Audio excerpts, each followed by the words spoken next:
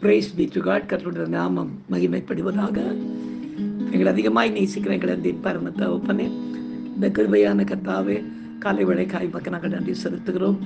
இந்த காலை வேளையில் உம்மை துதித்து பாடி ஆராதித்து இந்த நாளிலே நாங்கள் தியானிக்கும்படியாக கர்த்தர் எங்களுக்கு நீர் கொடுக்கிற வார்த்தைக்கு நேராக கடந்து போகவும், நீர் செய்த நன்மைகளை சாட்சியாக சொல்லி உம்முடைய வசனத்தை மகிமைப்படுத்த கர்த்தர் உதவி செய்வீராக. இயேசுவின் நாமத்தில் ஜெபிக்கிறோம் எங்கள் ஜீவனுள்ள நல்ல பிதாவே. ஆமேன், ஆமேன், ஆமேன். நான் உன்னை விட்டு விலகுவதில்லை, நான் உன்னை என்றும் கைவிடுவதில்லை, நான் உன்னை விட்டு விலகுவதில்லை, நான் உன்னை என்றும் கைவிடுவதில்லை, நான் உன்னை காண்கின்ற தேவன், கண்மணி போல் உன்னை காப்பேன், நான் உன்னை காண்கின்ற தேவன், கண்மணி போல் உன்னை காப்பேன், நான் உன்னை விட்டு விலகுவதில்லை, நான் உன்னை என்றும் கைவிடுவதில்லை.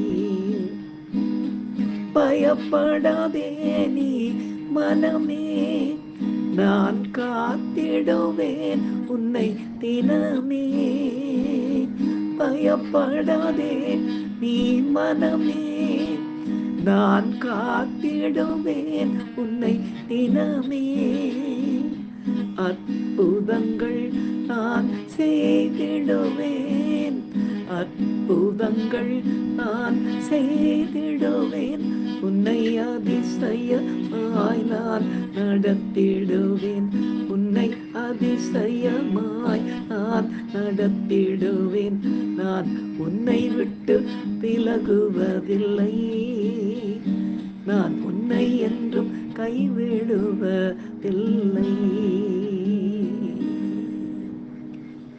எனக்கு அருமையானவர்களே, இந்த நாளிலே நாம் தியானிக்கும்படியாக கர்த்தர் நமக்கு கொடுக்கிற வார்த்தைக்கு நேராக நாம் கடந்து போகும் பிரியமார்களே, எடுத்து வாசிக்கலாம்.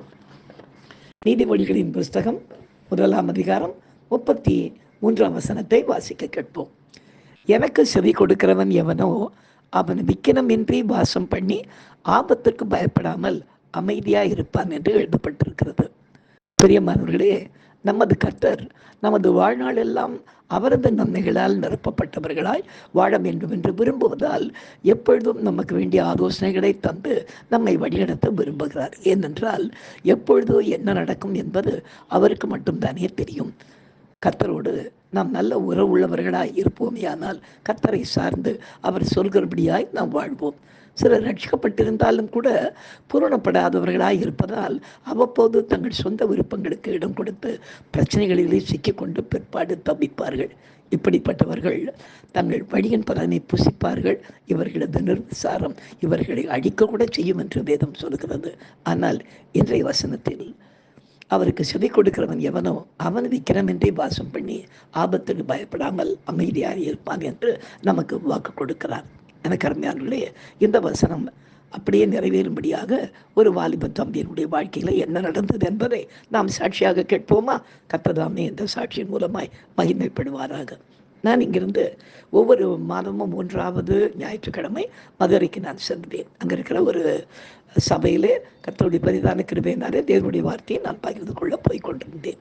அப்படி போய்கொண்டிருந்த வேளையிலே ஒரு தம்பியை கர்த்தர் அந்த நாளிலே தெரிந்து கொண்டு செய்தியின் வேளையிலே அந்த மகனோட சில காரியங்களை பேசி பிற்பாடு தேவ கிருபையினாலே அந்த மகன் ஞானஸ்தானம் பெற்றான். ஒரு கத்தோலிக்க குடும்பத்தை சேர்ந்த ஒரு வாலிப பிள்ளை. அவனை நான் போகும்போதெல்லாம் கொஞ்சம் தனிப்பட்ட கவனத்தோடு அவனை நான் கவனித்து கொண்டிருப்பேன். பிற்பாடு ஒரு நாள் ஒரு மாதம் நான் இங்கேருந்து நான் மதுரைக்கு போயிருந்தபோது காலை வேளையிலே ஆராதனைக்கு அந்த தம்பி வந்திருந்தான். அப்போ அந்த பெயர் சொல்ல விரும்பவில்லை. அந்த தம்பி வந்திருந்தான். வந்தபோது அந்த தம்பிகிட்ட நான் சொன்னேன், தம்பி இன்றைக்கி ஈவினிங் இன்னைக்கு செய்திருக்கிறது, கூட்டம் இருக்கிறது, ஆராதனை நீ கட்டாயம் வரணும்னு ஆண்டவர் சொல்கிறார் அப்படின்னு. அவன் எனக்கு கொஞ்சம் திருன்னு முடித்தான். வாலிப பிள்ளை இல்லைங்களா, காலையில் வந்து திரும்ப ஈவினிங் வரணுமான்னு யோசிச்சானே என்ன ஒருத்தர். ஏன் பார்க்க ஒரு மாதிரி பார்க்குற அப்படின்னு கேட்டேன். அப்போ அவன் சொன்னான், இல்லை ஐயா, அப்பா இன்னைக்கு எனக்கு எங்கள் அண்ணன் எனக்கு கூட்டிகிட்டு போய் சாயந்தரம் எனக்கு ஒரு செல்ஃபோன் வாங்கி கொடுக்குறேன்னு சொன்னான். அதனால் அவன் கூப்பிடும்போது போனால் தான் அவன் வாங்கி கொடுப்பான், அதனால் அதை வாங்குறதுக்கு நான் போகலான்னு இருக்கிறேன் அப்படின்னா. நான் சொன்னேன், இப்போ இன்னொரு நாளைக்கு போய்க்கோ, இன்றைக்கி என்னமோ உனக்கு ஒரு ஆபத்து நடக்க போகுதுன்ற மாதிரி எனக்கு ஆவியிலே உணர்றேன். இது ஆண்டவர் உனக்கு சொல்கிறார். இன்றைக்கி ஈவினிங் 6 மணிக்கு எப்படியாவது சர்ச்சுக்கு வந்துட்டு வெளியே இருக்காது அப்படின்னு நான் சொன்னேன். அவன் சரி தலையாட்டிட்டு போயிட்டான். போயிட்டு ஒரு மத்தியானம் போல் எனக்கு ஃபோன் பண்ணி, அப்போ அதை செய்து மன்னிச்சுங்க, எங்கள் அண்ணன் இன்னைக்கு வந்தால் தான், ஏன்னா அவன் ரட்சிக்கப்படாதவன், இன்றைக்கி வந்தால் தான் நான் அவனுக்கு செல் வாங்கி கொடுப்பேன்னு சொல்கிறான். அதனால் நான் தயவுசெய்து போய் செல்லு வாங்கி எப்படியாவது நான் பாதி சர்வீஸ்க்காவது நான் வந்துடுறேன் அப்படின்னு எனக்கு ஃபோன் பண்ணி சொன்னான். நான் சொன்னப்பா, அவனுக்கு ஆண்டவர் சொல்ல வேண்டியதுன்னு சொல்லிவிட்டேன். ஏதோ ஒரு விபத்து நிகழ்கிற மாதிரி எனக்கு தெரியுது, அது எனக்கு தெரியல, அதனால் நான் சொல்லிட்டேன்ப்பான்னு சொல்லிட்டு நான் ஃபோனை வச்சுட்டு நான் சர்வீஸ்க்கு வந்துட்டேன். சர்வீஸ் நடந்து முடிஞ்சு நான் மேலே இருந்து நான் புல்பிட்லேருந்து கீழே இறங்கும்போது இந்த தம்பி பேர்த்து விறுவிறுத்துன்னு கையில் ஒரு செல்ஃபோனோட ஒரு ஒரு செட்டு ட்ரெஸ்ஸை கையில் எடுத்துன்னு சர்ச் உள்ள ஓடியாடுறான்.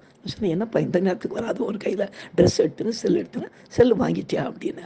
அப்போ அவங்க பேச்சை கேட்காம நான் போனது பெரிய தப்பு அப்படின்னு சொன்னான். என்ன நடந்தது அப்படின்னு கேட்டப்போ, ஒரு நூல் இழையில் ஒரு மயிர் இழையில் இன்றைக்கி எனக்கு உயிர் தப்புச்சு அப்படின்னா.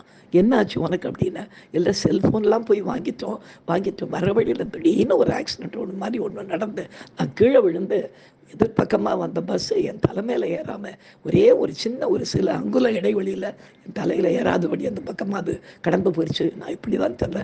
அப்போ எனக்கு ஆரம்பித்த நடுக்கம் உடம்புல இன்னும் இதுவரையில் இருக்குது.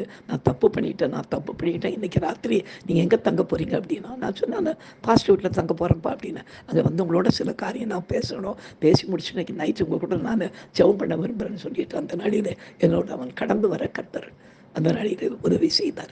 எனக்கு அருமையானவர்களே, சில நேரங்களிலே நாம் மனுஷர்கள் பேசுகிறதாக நமக்கு ஊழியக்காரங்க பேசும்போது நாம் நினச்சிட்றோம், இல்லை பேசுகிறவர்கள் நீங்கள் அல்ல, பிதாவின் ஆவியானவர் உங்களிடமிருந்து பேசுகிறார் என்று சொல்லப்பட்ட வார்த்தையின்படியாக மதிப்பிடத்திலிருந்து பேசும்போது மாத்திரமல்ல, சில நேரங்களிலே நமக்கு வேண்டிய வார்த்தைகளை கர்த்தர் எங்கிருந்தாலும் கர்த்தர் கொடுப்பார். அதை தேவனுடைய வார்த்தையாய் நாம் எடுத்துக்கொள்வோமே. ஆனால் இன்றைக்கு வாசித்த வசனத்தின்படியாக எனக்கு செவி கொடுக்கிறவன் எவனோ அவன் விக்கிரமின்றி வாசம் பண்ணி ஆபத்துக்கு பயப்படாமல் அமைதியாக இருப்பான் என்று சொல்லப்பட்டிருக்கிறது. எனவே எனக்கு அருமையான பிள்ளைகளே, இந்த சாட்சியை கேட்க நீங்கள் உங்களுக்கு சில புத்திமதிகளை ஊழியர்கள் கொடுக்கும்போது அதை தேவனுடைய வார்த்தையாய் அதை எடுத்துக்கொண்டு இருப்பீர்களே, ஆனால் பிற்பாடு எந்த விக்கனமும் எந்த பிரச்சனையும் ஆபத்தும் நேரிடாதபடி நீங்கள் அமைதியாய் வாழ கர்த்தர் கொடுக்க உதவி செய்வார்.